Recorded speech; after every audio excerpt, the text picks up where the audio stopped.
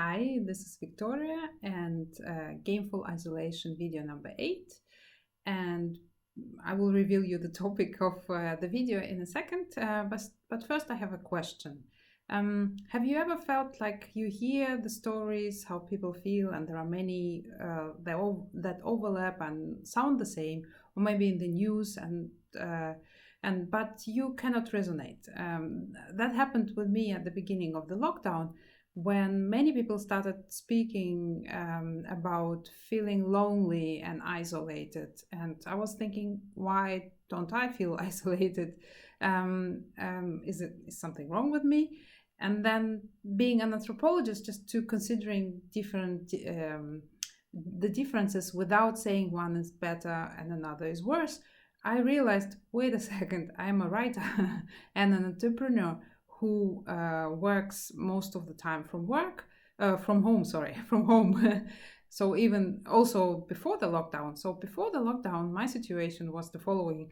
My husband was at work in the office in the company with which he works, and my children were at school and kindergarten. So I was alone at home. So there were more reasons for me to feel lonely during the day before the lockdown than after, because now we are all four in our house and the house is full of life, so I'm not isolated anymore.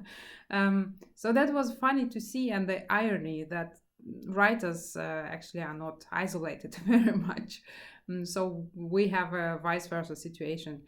And first I was thinking, doesn't any other writer feels like that? But when the lockdown in the English-speaking countries followed, then there were more and more posts about that, and full-time authors reported the same feeling. So that was interesting. And then I also my attention was brought to a complaint that I had about homeschooling, and that it took some of the time and so on. But then my attention was drawn to parents who had babies and toddlers and had to work full time and couldn't give their children to grandparents because of the current situation. So they were waking up at night and couldn't work in peace during the day. So their situation seemed much worse than mine. On the other hand, I have some challenges like osteoarthritis, where I cannot work. So I'm a writer, but I cannot work sitting very long. So every 20 minutes I have to stand up, and standing for longer stretches doesn't work either. So I need to move, I need to do something so that to release the pain, and to also prevent the pain appearing in many of my joints. So yeah, you could say this is worse. But the comparison doesn't help, or comparison saying worse or better doesn't help.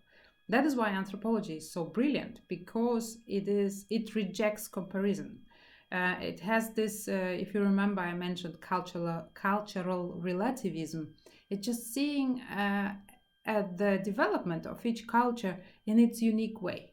And this is what the topic of today's video is about: is uniqueness of each of our situation, even if we experience the collective fear against coronavirus, and what that might mean for us. We are still each of us unique in our ways.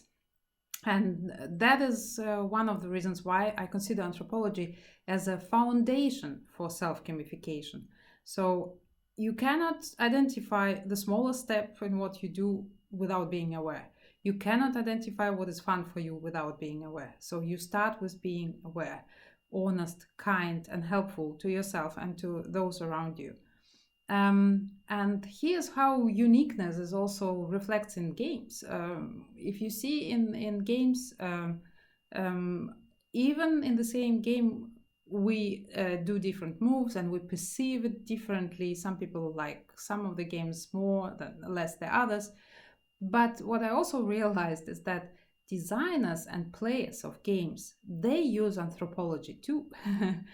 If you think of the best game designers, they and I learned it through reading about board game designers and how they develop them in their garage and so on, and how they test them by playing and inviting friends to play, and they observe the friends and their reactions, and if some of the friends say, this doesn't work well, they don't judge them. They adjust the rules, the goals, and the feedback systems of their games.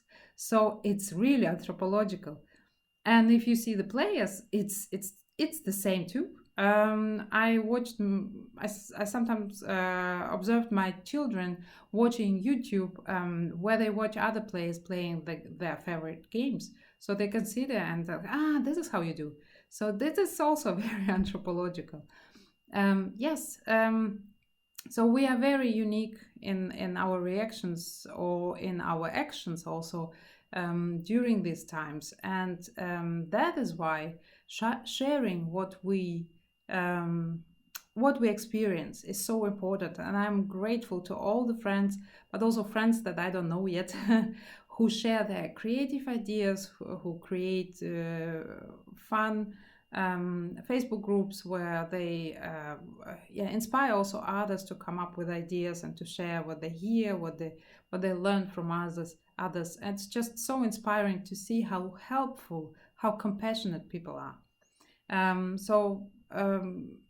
I invite you also to share what you what you experience, what you feel. Also, the experiences of those emotions can be also helpful, and people can reflect. So but also the great ideas that maybe help you in the day. So feel free to to tell me or tell on the social media about that, and to share with others. I want to read you a beautiful quote by Ariel and Shaya Kane, who said something beautiful, and this is one of my favorite quotes by them. Each person's ordinary is another's extraordinary. Being one's self and sharing that with others is simply a gift. And this quote is from their great book called Practical Enlightenment. So, yes, with all the circumstances, even they might be similar or not, we are unique, and I wish you that you play your unique game and have a beautiful unique day with different experiences, and I will see you in the next video.